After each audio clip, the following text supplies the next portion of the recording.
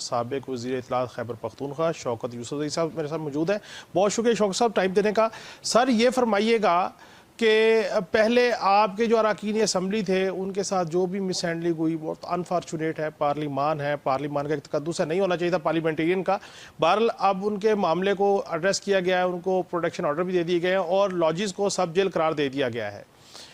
इस सारे अमल से कुछ ना कुछ तो एंजाइटी कम हुई होगी हुकूमत की तरफ से, अच्छा जेस्चर तो फील कर रहे होंगे तहरीक इंसाफ के लोग। देखिए, जब हुकूमत की नीयत अच्छी होती है ना, तो ऐसा कुछ होता नहीं। असल चीज ये कि जो पार्लियामान की जो बालादस्ती है ना, वो क्वेश्चन हो गई है। ये हमारा मसला नहीं है कि हमारे मेंबरान को आप जेल में रखें या पार्लियामेंट लॉजेस के अंदर रखें। ये मसला है पार्लियामेंट का, पार्लियामेंट की बालादस्ती का, जो बिल्कुल मैं समझता हूँ कि इस दौर में पार्लियामेंट की बालादस्ती तकरीबन खत्म हो गई। आइन कानून ये तो पहले से ही क्वेश्चन मार्क बन चुके थे। लेकिन ये जो है ना, ये ऐसी हरकत है कि जैसे किसी भी इदारे को उसकी एक अहमियत होती है। तो जब एक इदारा पूरे मुल्क को चलाता है, उसके लिए निज़ाम बनाता है, आप उसको भी एक एसएचओ लेवल का बंदा आके वो सारा तलपट कर देता है, तो मेरे ख्याल से इससे काम नहीं चलेगा। बाकायदा इंक्वायरी होनी चाहिए, बाकायदा बताना चाहिए। ये कैसी हुकूमत है कि लोग आते हैं और डालों में डाल के ले जाते हैं और फिर वजीर दाखिला कहता है कि मुझे तो पता नहीं है कौन लोग थे ये। स्पीकर कहता है कि जो मुझे पता नहीं है ये कौन लोग थे। तो फिर ये निज़ाम जो है वो क्वेश्चन हो जाता है। सर ये तो हमारा मसला नहीं है, ये पाकिस्तान के हर जमहूरी और सियासी जमात का मसला है और उनको इसको देखना चाहिए कि ये जो कुछ हुआ, क्या ये ठीक हुआ है? मैं समझता हूँ कि ये स्याह दिन था, स्याह रात थी, जो असल मानों में जो एक बहुत बड़े आईनी इदारे को टारगेट किया गया। अच्छा सर ये फरमाइएगा कि कौमी असम्बली और सेनेट का इजलास हफ्ते और इतवार को बुला लिया गया है और यहाँ पे शहर इक़्तिदार में ये बाज़ गश्त है, तकरीबन मामलात फाइनल स्टेजेस पे हैं कि आइनी तरमीम लाई जा रही है, तो तहरीक इंसाफ का इसमें क्या स्टैंड होगा आइनी तरमीम लाने पे? देखिए, हमने तो पहले ही कहा था ना कि ये जो भी तरामीम हो रही हैं, देखें तो आइन का हुलिया बिगाड़ने के मुतरादिफ है ना। पीपल्स पार्टी को सोचना चाहिए कि वो एक मामूली जो कि जरदारी का जो है ना, वो भुट्टो वाला वो तो नहीं है, लेगेसी नहीं है, सिर्फ इक़्तिदार के लिए उसका नाम इस्तेमाल हो रहा है, बाकी तो सब कुछ चीज़ें उसके उलट हो रही हैं।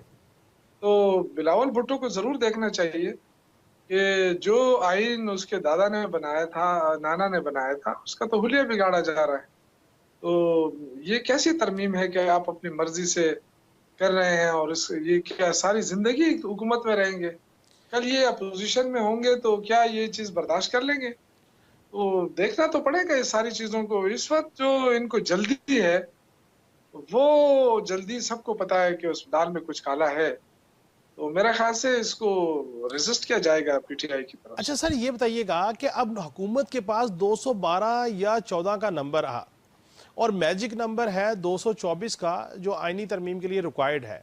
अब अगर 10 से 12 नंबर का शॉर्टफॉल है और मौलाना फजल रहमान साहब भी अपना वजन डालते हैं तब भी नंबर का शॉर्टफॉल है, 2-3 नंबर का शॉर्टफॉल है, नहीं डालते तब भी, तो ये जो 12 से 14 नंबर का शॉर्टफॉल है यकीनी तौर पे तहरीक इंसाफ के जो आज़ाद लोग हैं उधर से ही कोई ना कोई नंबर पूरा होगा। नंबर पूरा कर रहे हैं तो आइनी तरमीम लेके आ रहे हैं। तो आपको लगता है कि आपके कोई लोग जो उनसे हैं वो उधर राब्ते में है या वो मैनेज कर लिए उन्होंने हुकूमत ने?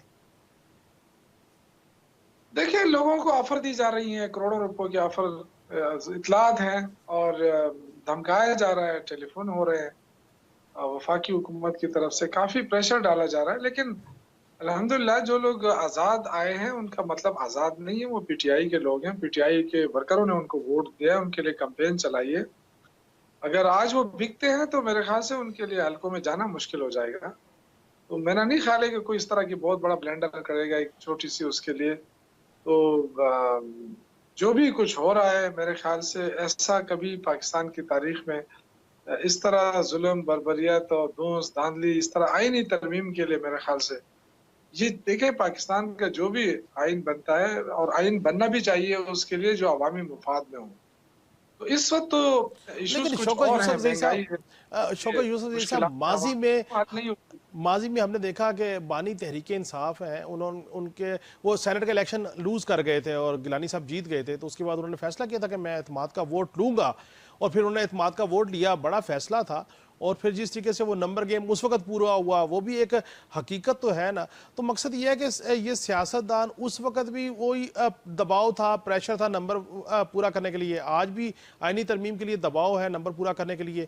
तो कब माहौल आसूदा होगा कि हर बंदा अपने विश और विल के साथ ये काम कर सके? देखिए, अगर सियासतदानों ने अवाम पे एतमाद करने लगे ना, तो मेरे ख्याल से ये नौबत नहीं आएगी। अगर हमने की है तो वो भी गलती थी, अगर ये कर रहे हैं तो ये भी ये गलती अच्छी कर बात रहे है, हैं। अच्छी बात है। तो 2 गलतियाँ मिलकर एक को ठीक नहीं कर सकती। नहीं कर सकते। तो अच्छा मेरे सर, ख्याल से जी प्लीज। सीखना पड़ेगा सबको, बहुत अरसा हो गया है।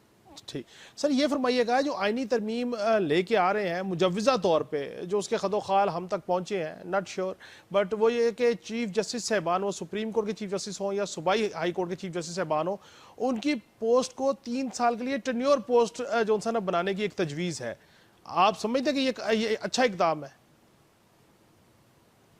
देखिए, इस पे अच्छे भी हो सकते हैं, लेकिन इसके साथ-साथ उनकी जो बदनीयती है वो भी सामने आ रही है कि ऑलरेडी आपको पता है कि ये जो जजेस के मामलात हैं, सबके सामने हैं, ग्रुपिंग भी होती रही है और भी बड़े मसाइल आ रहे हैं।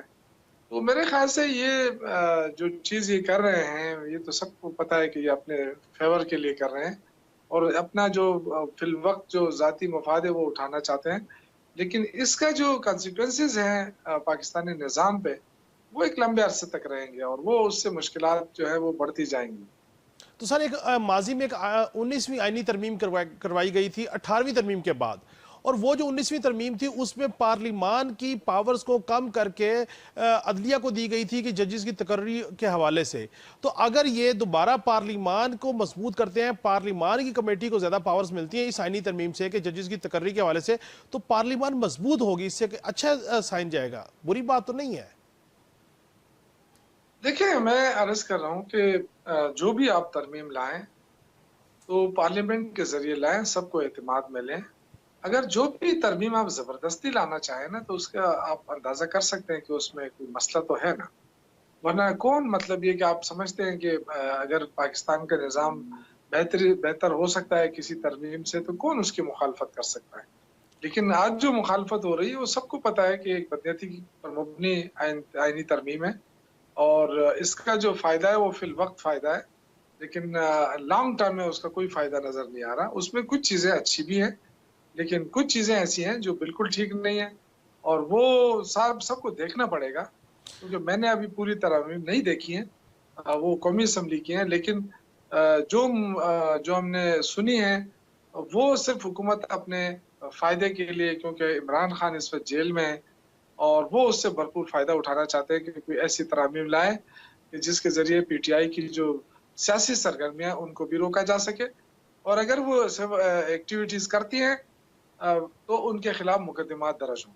ये अच्छा। सारा सिस्टम वो बनाने की कोशिश हो रही है, लेकिन ये लॉन्ग टर्म में उन तमाम पार्टियों के लिए नुकसानदायक है जो सियासत कर रही हैं। आज अगर वो इक़्तिदार में है, तो कल वो अपोज़िशन में भी हो सकती हैं, फिर उनके लिए भी हमसे ज़्यादा मुश्किलात का सामना करना पड़ेगा वो। अच्छा, ये बताइएगा सर कि आप चूँकि खैबर पख्तूनख्वा की सियासत के से ज़्यादा वाकिफ़ हैं, ज़्यादा बेहतर तरीके से अंडरस्टैंड करते हैं, मौलाना फजल रहमान साहब जो उनसे हैं वो आईनी तरमीम का हिस्सा बन जाएंगे, आपको क्या लगता है? देखिए, अगर उनकी तरफ से अभी तक जितना भी मुझे समझ आई है, वो उन्होंने जो कुछ थोड़ी बहुत गलतियाँ की थी, लेकिन अब मुझे लगता है कि उनको समझ आ गई है और वो ऐसी गलती कभी नहीं करेंगे। वो पीडीएम में पहले भी जा चुके थे, पीडीएम में जाने के बाद उनके साथ जो कुछ हुआ, उनकी पार्टी के साथ हुआ, अगर वो दोबारा जाते हैं, तो उनकी पार्टी खत्म हो जाएगी। सर फिर ये फरमाइएगा कि जो आपके 12 या 14 लोग जाते हैं, जाके आईनी तरमीम को सपोर्ट करते हैं, तो तहरीक इंसाफ चूंकि वो आज़ाद हैसियत में, तहरीक इंसाफ तो फिर उनके ऊपर कोई लीगल एक्शन नहीं ले पाएगी। देखिए, लीगल एक्शन हो या ना हो, लेकिन आइंदा तो कम से कम पार्टी की टिकट तो उनको नहीं मिल सकता है ना। और दूसरी बात ये कि उनके हलकों में उनके लिए मुश्किलात होंगी। ये वो दौर नहीं है, आपको पता है, जिन लोगों ने वोट दिया वो फिर पूछ भी सकते हैं। तो वो अपने लिए मुश्किलात बनाने वाली बात होती है। अच्छा चलो जी, बहुत शुक्रिया। शौकत साहब, सर मुझे ये बता दीजिए कि आखिर में कि सर ये जो खैबर पख्तूनख्वा के वज़ीर आला हैं, उन्होंने जो कहा कि अफगानिस्तान हुकूमत से वो गुफ्तगू करेंगे, इसके ऊपर आप क्या कहिएगा? देखिए, वो चीज़ें तो क्लियर हो गई ना। अफ़गानिस्तान से बात करना कौन-सा कोई जुर्म है? अफ़गानिस्तान हमारे साथ उनके ताल्लुकात हैं, सूबे में उनके लोग रहते हैं। अब बहुत सारे अफ़गान बाशिंदे जो हैं या लीडर्स जो हैं वो पेशावर में रहते हैं। तो उन्होंने जो इससे बात की कि ये जो क्रॉस बॉर्डर दहशतगर्दी है, इसको रोकना वफ़ाकी हुकूमत का काम होता है। और वो कह रहे थे कि मैंने बार-बार इसका ज़िक्र किया, लेकिन फेडरल गवर्नमेंट से मस नहीं हो रही, तो मैं क्या करूँ? यहाँ लोग मर रहे हैं, यहाँ हमारे आर्मी के जवानों पे हमले हो रहे हैं, हमारे पुलिस जवानों के ऊपर हमले हो रहे हैं। तो ये जो रोज़ाना जनाज़े उठाए जा रहे हैं, तो इसको तो खामोशी से देखा नहीं जा सकता। इसके लिए कोई ना कोई अमल तो होना चाहिए। तो ये उन्होंने सीएम साहब ने कहा कि हमने बार-बार कहा है कि आप अफ़गान गवर्नमेंट से बात करें। लेकिन वहाँ के जो यहाँ जो अब जो वज़ारत-ए-ख़ारिजा है, ये तो कोई अजीब-सी किस्म की वज़ारत-ए-ख़ारिजा है। वो वज़ारत दिफ़ा को देखो, वो भी कोई अजीब सा बस सारा दिन बयानात के लिए बैठे हैं, काम तो उनके पास कुछ है नहीं। तो उसका सारा मलबा जो है वो खैबर पख्तूनख्वा के ऊपर आ रहा है। फिर यहाँ जो रंगीला गवर्नर बिठाया है, वो भी सिर्फ़ मीडिया के लिए बयानात देने के लिए बैठा है। और वो भी बस मिसालें मिर्चियाँ मिसालें लगा के बात करता है। तो ये सारी चीज़ें देखकर ज़ाहिर है इस पे गुस्सा तो आता है, क्योंकि सूबा मुतासिर हो रहा है। वफाक जो है ना वो उस पे खामोश है। तो अली अमीन गंडापुर साहब ने जो बात की, वो इस सेंस में की कि अगर आप नहीं करना चाहते तो हम खुद डायरेक्टली बात कर लें। और बात करने में कोई हर्ज तो नहीं है, कोई ये तो नहीं है कि हम उनको सूबा दे रहे हैं या उनका सूबा हम ले रहे हैं या हम उनसे कोई कर्ज मांग रहे हैं। भई अपनी बात तो हम कर सकते हैं ना, जी बात पे ठीक। तो कोई पाबंदी नहीं है, ना कोई कदर हो सकती है। जी हम ठीक। कोई पॉलिसी मेकिंग डिसीजन तो नहीं ले रहे हैं। जी ठीक। जी